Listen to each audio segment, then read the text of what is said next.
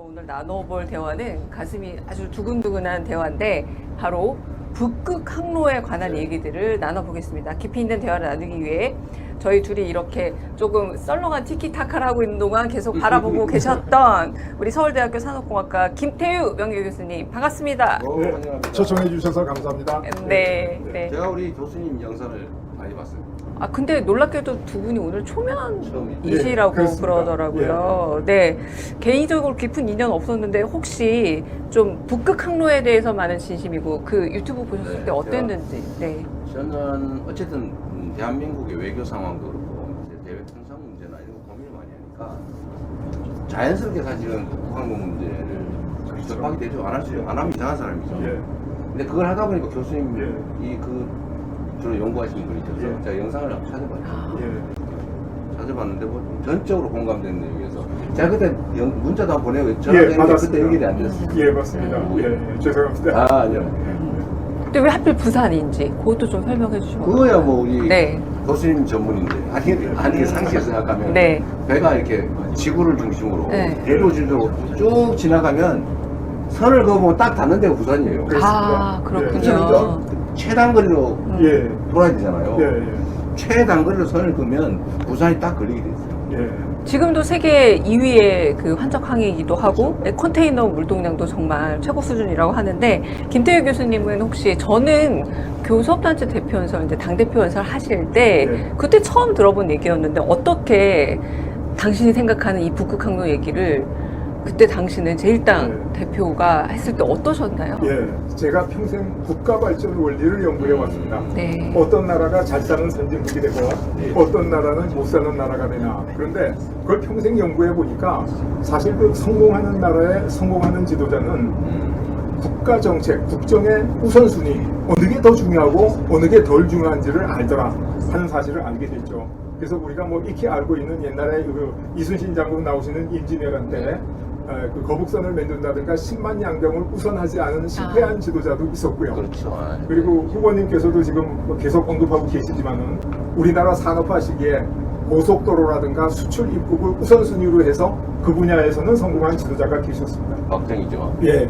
그리고 저 정보화 시대에는 산업화는 늦었지만 정보화는 빨리 가자. 그렇게 하셔가지고 또 우리나라의 네, 대통령이. 예, 정보화의 기초를 놓은 지도자도 계셨는데 제가 그 우연히 대표님 연설을 듣고 아 이게 저 지금 4차 산업혁명이 진행되고 트럼프 등장으로 각자 도생 시대에 북극 항로와 거점 항구의 중요성을 아시는 지도자는 정말 이 시대가 필요로 지도자가 아닌가. 그래서 제가 아주 강렬한 인상을 받게 됐습니다. 예. 저도 사실 교수님 그거 보고 이런 분이 계셨네. 감사합니다. 저희는 사실은 이제 대한민국의 장기적인 미래 예. 이런 걸 생각하면 사실은 우리 지정학적으로 갇혀 있잖아요. 그렇죠. 예. 이 우리가 지금 반도라고 하는데 사실은 섬이죠. 예, 예, 그렇습니다. 휴전선에 의해서 완벽하게 예. 막혀 있으니까요. 그래서 사실은 섬인데 결국은 이 섬이나 반도들은 이 나쁘게 얘기하면 위기고 예. 좋게 얘기하면 해양으로도 바다로도 나갈 수 있는 기회잖아요. 예.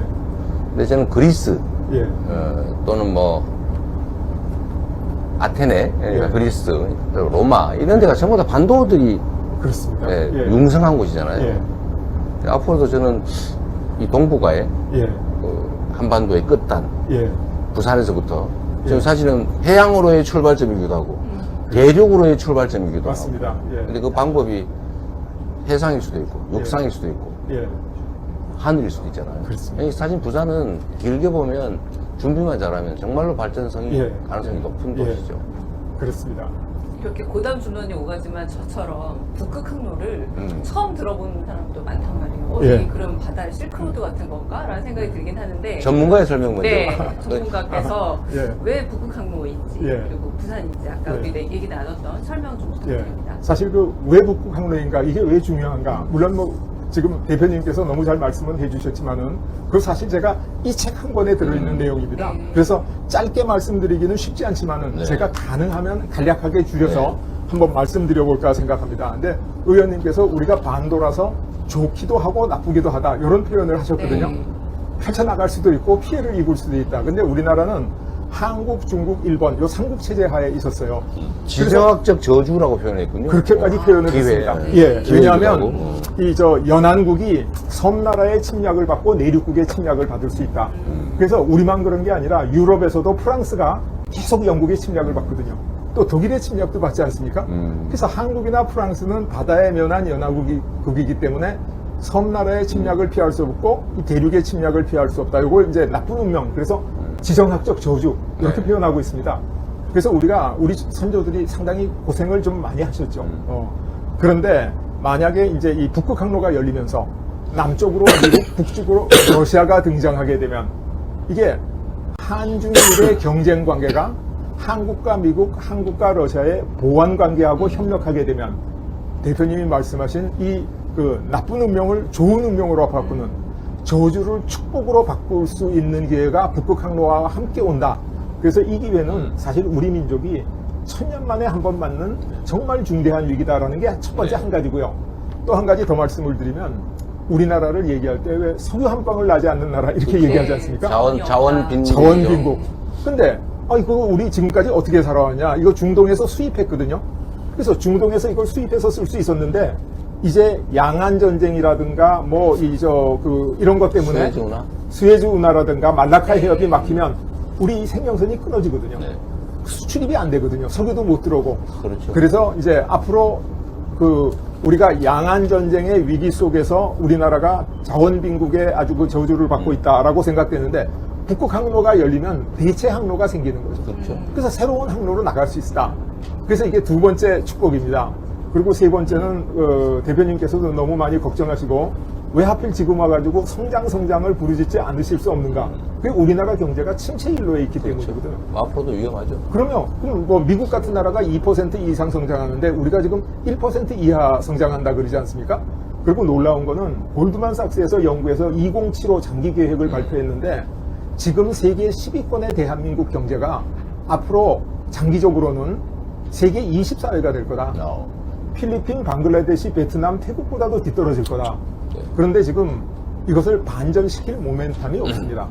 그런데 만약 북극 항로가 열리고 부산, 울산, 경남 이 지역의 거점 항구, 우리가 거점 항구를 제국의 심장 이렇게 부르지 않습니까? 이 거점 항구가 생기면 우리 경제가 도약할 수 있는 기회가 됩니다.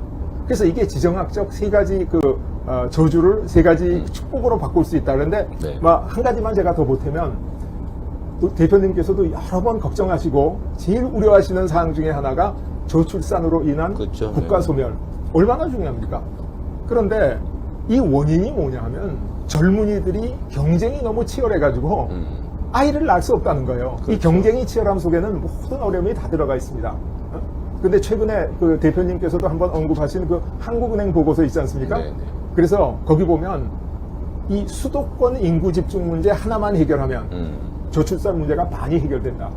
그런데 만약에 부산, 울산, 경남 지역에 북극 항로에 거점 항구가 생겨서 대한민국의 수도가 아니라 동북아시아의 수도와 같은 경제 수도와 같은 역할을 하게 되면 수도권에 몰려있는 인구가 반분이 되죠. 그럼 이것까지 해결할 수 있다. 그래서 뭐 제가 아주 짧게 그 네 가지를 말씀드렸는데 이런 면에서 장기적으로 보나 단기적으로 보나 민족적으로 보나 역사적으로 보나 이 북극 항로와 거점 항구의 확보라는 건 정말로 중요하다. 이렇게 말씀드릴 수 있습니다. 예. 근데 제가 이제 부산 현지에는 이런 논란들이 있어요. 뭐 언제 될지도 모르고 그리고 뭐 얼음이 지금 녹는다는데 뭐 안 녹을 수도 있지 뭐 이런 생각들. 그럼 그때가 준비하면 되지 뭐 이런 생각들이 있어요. 근데 저는 사실은 매우 무책임하고 책임 회피적인 생각이다 이런 생각이 들던데요. 지금 이게 사실은 지금 이미 여름처럼 당연히 지금 운항을 하고 있고 지금 뭐라 그래요, 그죠? 얼음 못 깨는 시기. 그러니까 그 기간이 점점 짧아진다. 결빙 기간이 짧아지죠. 그리고 지금은 이제 얼음 깨는 기술, 쇠빙 기술도 점점 좋아지고. 엄청 좋아졌습니다. 그다음에 점점 얼음 두께도 얇아지고. 앞으로 5년 후, 10년 후. 사실 5년 후에 봐야 2030년이고. 10년 후 2035년인데 그때 가면 거의 활성화 될 거라고 보잖아요. 그럼요. 근데 지금은 사실 준비해도 좀 늦지 않았어요? 이미 뭐 조금 늦었다고 봐야죠. 아까운 일입니다. 그러니까 이게 그리고 또 제가 얘기를 들어보니까 관련 해운 산업이라고 하는 것도 활성화됐을 때 시작하면 이미 늦었다는 거예요. 네. 그렇습니다. 그냥 뿌리를 내려야 예, 되는데 예, 그냥 예를 들면 한반도 남단 끝을 지나서 예. 자, 중국을 들렀다 가려면 이게 이제 끊기잖아요, 항로가. 예, 예, 그냥 예. 비용이 많이 드는데 예. 지금 상하이가 상당히 활성화되어 있다고 하죠. 그럼요. 지금 투자를 엄청나게 미리 한다고 하는데. 그렇습니다. 예. 그러니까 지금 대한민국도 사실은 지금 투자를 해놔야 예. 한 5년, 10년 후에 수확이 가능하죠. 맞습니다. 예. 정말 중요한 말씀입니다. 예. 그러니까 우리 교수님 말씀처럼 이 아이디어를 실현하려면 행정적인 그리고 그렇죠. 그 실행력이 필요하다라고 말씀을 드리는데 예. 방금 말씀하신 뭐 세빙선 기술이나 건조기술 같은 우리가 이미 갖고 네. 있는 기술이기도 하니까요. 북극항로 개발이 근데 우리 오늘 부산이니까 부산 지역 경제나 지역의 균형 발전 아까 말씀하셨던 뭐 인구 소멸을 좀 더 늦춰준다라거나 어떤 효과가 있을지 좀 알 수 아니, 있을까요? 지금 당장 보면 이제 관련, 해운 관련 기업, 그러니까 운항하는 기업이 있지만 그거와 관련 기업들이 또 많아요. 예를 들면 조선 기업은 당연하고, 예를 들면 수리, 네. 유지보수, 또 서비스, 예. 물류업체. 이게 사실은 집적될 수밖에 없잖아요. 예. 그러니까 이게 그냥 항구 하나 생기는 그런 정도가 아니고 사실은 세계의 문명의 중심지는 사실 항구였잖아요. 그렇습니다. 네.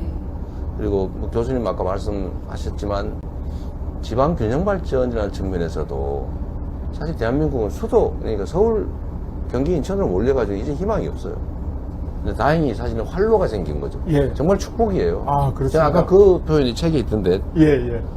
천년 만에 저주가 풀린다. 원래 저주라고 하는 건 풀리면 좋은 거잖아요. 그렇죠. 맞아요. 예. 좋은 상황 있잖아요. 예, 예, 예. 악 조건이 아니고 예, 예. 저주라고 하는 예. 건 뭔가 내가 풀리면 좋은 환경이 되는데 저는 지금 딱 그 시기가 오고 있고 예. 그걸 지금부터 미리 준비하고 투자하고 지원하고 예. 사실 인재 양성도 해야 되고 그렇습니다. 교육도 시작해야 돼요. 예, 예. 관련 인프라도 지금부터 구축을 시작해야 예. 비로소 5년 10년 후에 예. 이걸 활용할 수가 있는 거죠. 예. 너무 중요한 말씀을 해주셨고, 이 지방 균형 발전이라는 게 정말 중요하지 않습니까? 네. 근데 지방 균형 발전이 안 되는 이유가 균형 발전을 위해서 투자하는 비용이 균형 발전에서 오는 혜택보다 크기 네. 때문에 못한 겁니다. 그렇죠. 예. 그러니까 지금 당장은 부산에 투자를 해서 살리는 것도 비용이 더 많이 들고, 뭐 광주에 투자하는 것, 속초에 투자하는 것 다 비용이 더 많이 들어요. 그런데 이 북극항로가 녹아내리면서 이 그 엄청난 물류가 부산항을 거점으로 해가지고 움직이기 시작하면 지금 우리가 투자하는 부울경에 대한 투자는 효과가 비용보다 10배, 100배 커질 수 있다는 거죠. 그러니까 지금 절호의 찬스가 왔습니다. 그렇죠. 예. 지금 이제 유럽으로 가는 물류, 그러니까 예. 이 길이와 비용이 3분의 2로 줄어든다는 거잖아요. 그렇습니다. 예. 거리도 짧아지고 기간도 예. 짧아지고 그리고 사실 그 더 큰 문제는 그 대만 해협의 위험성, 그렇습니다. 그 다음에 호르무즈 해협의 예. 위험성, 그 다음에 이 수에즈 운하가 혹시 문제가 생기면 예. 이거 큰일 나는 거예요. 그러면 예. 국가 안보상 문제가 발생하는데 대체 항로이기도 하고 더 짧고 효율적인 항로가 생기는 거죠. 그렇습니다. 예. 그래서 사실은 예. 우리가 한러 관계를 잘 관리해야 됩니다. 그 그렇습니다. 측면에서. 예, 예. 지금처럼 이렇게 좀 적대화되어서 예. 너네하고 안 해. 일본하고 할래. 이러면 예. 우리는 정말 피곤해지는 거죠. 그래서 대부분의 사람들이 러시아 그러면 좀 우리나라하고 적대적인 국가 이렇게 생각하는데 대표님께서 한러 관계 말씀하시니까 정말 참 놀라운 해안이다. 저는 그렇게 생각되는데 지금 러우 전쟁이 한 달 후에 끝나든 1년 후에 끝나든 끝나지 않겠습니까? 뭐 끝나면- 끝날 수밖에 없고 예, 예. 안 끝나도 끝나게 됩니다. 그러면 예, 안 끝난 상태에서도 미러 관계는 예. 개선될 거예요. 그러니까 끝나는 순간 러시아는 전후 대불황을 겪게 됩니다. 네. 왜냐하면 지금 5%, 6% 성장하는 게 전부 전시 물자 생산이거든요. 전쟁 끝나면 경제가 괴멸돼요. 그러면 이 러시아가 괴멸되는 경제로부터 벗어나기 위해서는 방법이 딱 하나밖에 없습니다. 무한정 갖고 있는 석유와 가스를 대량으로 팔아치우는 거예요. 그러니까 러시아는 바게닝 파워가 없어요. 이때 대표님 같은 분이 나타나서 빨리 러시아하고 관계 개선해서 우리가 하나도 없는 석유 한 방울 나지 않는 나라가 러시아의 그 대량으로 매장되어 있는 엄청난 석유와 가스였죠. 가스를 러시아가 이렇게 급할 때 굉장히 유리한 조건을 우리가 선점하면 앞으로 우리가 지정학적 자원 빈국의 저주에서 완전히 벗어나게 되는 거죠. 그런데 이 시간이 얼마 안 남아 있습니다. 러시아가 너무 급해가지고 중국이다 일본하고 먼저 계약을 맺어버리면 우리는 뚫고 들어갈 틈도 없어집니다. 네. 그래서 지금 말씀을 이제 아, 정책적으로도 한번 고민해 봐야 되겠네요. 예, 예. 네. 너무나 중요한 이제 얘기입니다. 이제 외교적인 측면에서 보면 예. 우리는 사실 별로 신경을 안 쓰고 있는 사이에 일본하고 중국은 여기에 대한 관심도가 매우 높고 그렇습니다. 미리 투자들을 하고 있다고요. 예. 그리고 일본의 관련 산업들이 일본 해안의 동쪽에 있다가 그 서쪽 해안으로 옮긴다고 하더라고요. 예, 예, 예. 그게 이게 아마 북극 항로 활성화와 관계가 있지 않을까 아, 이렇게 물론입니다. 추측하더라고요. 예. 그러니까 일본은 옛날에 태평양 전쟁까지 했던 나라고 또 석유가 없어가지고 굉장히 힘들었기 때문에 이 북쪽에서 석유를 구하고 바다로 진출하는데 굉장히 급하고요. 중국은 우리에 비해서 엄청나게 크고 좋은 항구가 많습니다. 상해 하나가 물동량이 부산의 2배가 넘거든요. 거기다가 닝보 선전 그래가지고 동해안에 좋은 항구가 있어가지고 우리가 중국하고 거점 항구 경쟁을 해서는 이기기가 굉장히 어렵습니다. 그런데 다행히 정말 다행히 미국이나 일본이 이 북극 항로의 거점 항구 기능을 중국한테 100% 주는 것을 반대하지 않겠습니까? 세계 전략상 바람직하죠. 그렇죠. 그래서 이제 예를 들 것 같으면 EU 나라를 만들었는데 EU의 수도를 프랑스에 둔다 그러면 독일이 반대하고 독일에 둔다 그러면 프랑스가 반대해서 그 사이에 벨기에의 브뤼셀에 지금 수도가 있거든요. 그런 식으로 북극 항로의 거점 항구를 우리가 상당 부분 그 역할을 뺏어올 수 있는 위치가 있는데 네. 문제는 우리가 그 준비가 안 돼 있다는 거죠. 그렇죠. 지금 부산의 인구가 지금 막 줄어들어가고 그렇죠. 청년들이 부산을 버리고 떠나지 않습니까? 그 다음에 포항, 울산, 우리나라의 이 한때는 산업화의 그 엔진이라고 얘기하던 이게 전부 녹슬고 레거시로 변해가고 있지 않습니까? 그렇죠. 그래서 아까 그 대표님께서 이미 좀 늦었는지도 모른다라는 얘기를 해주시니까 제가 가슴이 섬찟한 느낌을 받았는데 네. 정말로 좀 늦었습니다. 네. 그런데 한시 빨리 뛰어들어서 누군가 지도자가 이 부울경을 살리고 이 배후 단지를 살려서 네. 북극 항로의 그렇죠. 거점 항구를 선점할 수 있는 기틀을 닦아야 되는데 그 말씀을 해주시는 지도자를 만나니까 제가 아주 굉장히 안심이 되고 아주 희망이 생깁니다. 교수님도 큰 역할 해주시고요. 예. 네. 말씀하신 것처럼 사실 그래도 우리가 정말 다행인 것이 이게 경제적 요소가 중요하잖아요. 그렇습니다. 중국 또는 일본이 우리하고 이제 경쟁을 비슷하게 한다면 물론 거기가 먼저 출발했지만 우리 약간 늦긴 했는데 아까도 말씀드렸는데 이 항로를 직선으로 그어보면 예. 부산이 제일 가까워요. 예, 그건 그렇습니다. 네. 그렇잖아요. 이게 예. 이 대륙 기준으로 붙여서 돌면 예. 일본은 멀고 예, 예. 중국은 들어갔다 나와야 돼요. 예, 예. 그러니까 사실 지금 현재 상태로는 부산, 부울경 이 지역, 물론 예. 동해안 지역까지 포함해서 예. 이 한반도가 훨씬 지리학적으로는 최고로 유리한 지점이 예. 있는 거예요. 그렇습니다. 활용을 하면 되죠. 예, 예, 지금이라도. 이 시간 그래도 유튜브 라이브를 보시고 계신 분들의 의견 네, 조금만 여쭤보겠습니다. 전달해 드리겠습니다. 김학수님이 이재명 후보는 현대판 정조입니다라는 말씀해 주셨고요. 한강그룹 남북철도도 대통되면 물류비용 더 절감됩니다. 그렇죠. 이런 의견도 좋고요.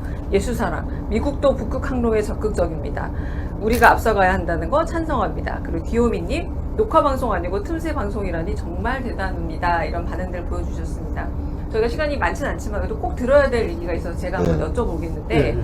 후보님 그럼 정부가 이 북극 항로 개척과 그리고 거점 항구 어떤 역할을 해야 될지를 좀 말씀해 주시죠.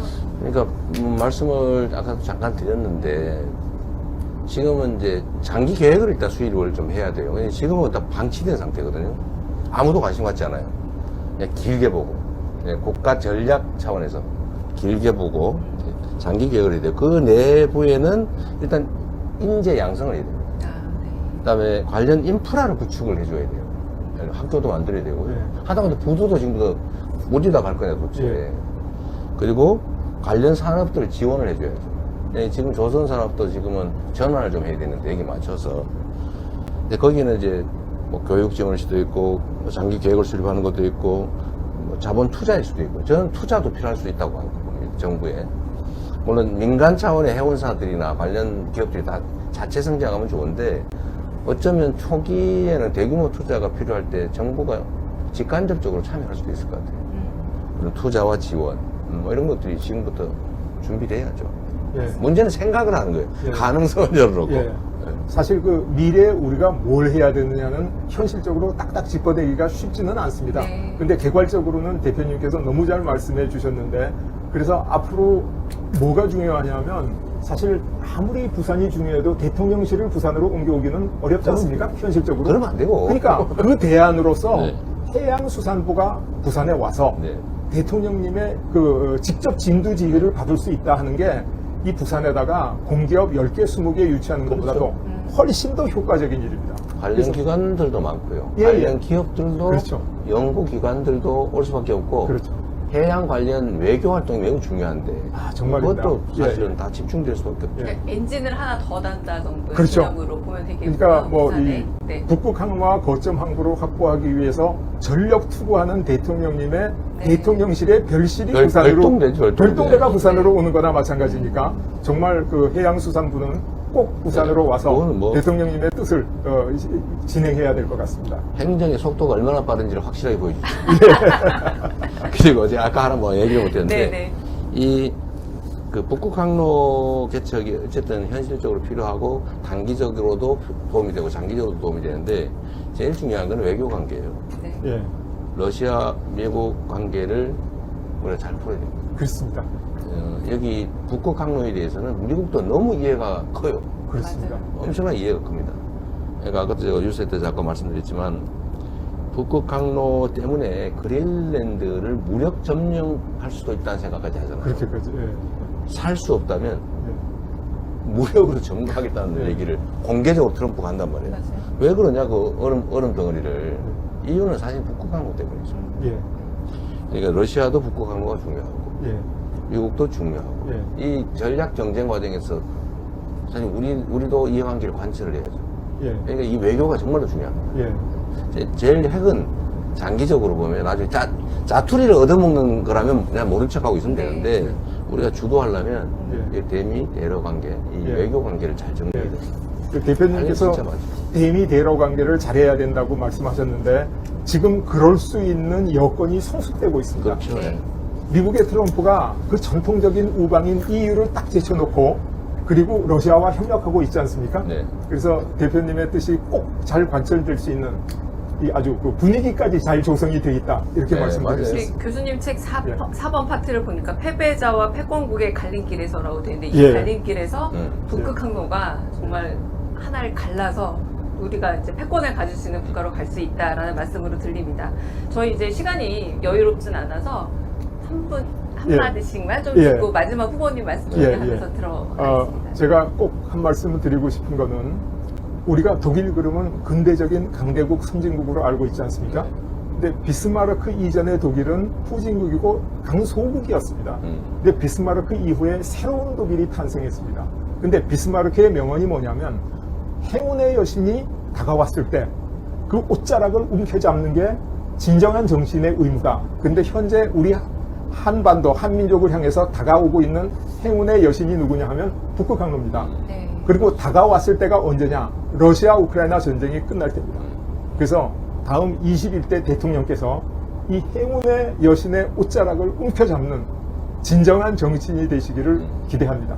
예. 네. 비스마르크 철혈재상이라고 부르죠. 예, 네. 예. 정말 독일을 완전히 다른 길로. 그럼요. 네. 예. 네. 마지막으로 후보님 한 말씀 네, 부탁드립니다. 김태우 교수님은 저도 참 김태우 교수님 영상을 보면서 어떻게 이렇게 훌륭한 생각을 그것도 정리를 잘하고 계실까 그리고 왜 이렇게 늦어졌을까 좀 아쉬움도 있었어요. 예. 좀 더 빨리 이런 그 주장 예. 이런 주장들이 좀 정책화됐더라면 부산에도 대한민국에도 좀 더 빨리 길이 열렸을 텐데 하는 아쉬움이 있었습니다. 좀 늦긴 했는데 그 역할을 좀 해주시고요. 이게 사실은 제가 부산 현장을 보니까 이게 또 정치가 회방을 놓아요. 이 정치인들이 이건 뭐 어차피 되지도 않는 꿈 같은 얘기야 뭐 이런 얘기하는 사람들하고 그 뭐 지금 아니라 뭐 나중에 시간도 많은데 지금 뭐 벌써 이러는 사람들이 있더라고요. 이건 정말 문제거든요. 예. 정치가 오히려 길을 막는 아주 나쁜 사례인데 어쨌든 그런 논리적인 근거도 잘 만들어주시고 실제로 저는 이제는 실무를 해야 될 때가 됐다고 생각해요. 예. 준비도 좀 해야 될 것 같고요. 같이 하시면 좋겠습니다. 많이 도와주십시오. 열심히 하겠습니다. 너무 멋있으세요. 감사합니다. 멋있는 사람 예. 두 사람이서 이렇게 감사합니다. 서로 멋있다고 네네. 얘기하면서 네네. 저희는 K 이니셔티브는 K 이니셔티브로 내일 또 찾아올 겁니다. 자, 내일 또 뵐게요. 네, K 이니셔티브 많이 사랑해주세요. 네, 감사합니다. K이니셔 TV라고 네. 그러니까 옷한 줄 알고 코치라고 누가 그러더라고. 다들 그러더라고요. 이니셔티브 V야. TV 맞습니다. 네, 그런- 감사합니다. 그런 기쁜 뜻을 모르고. 네, 맞습니다. Behold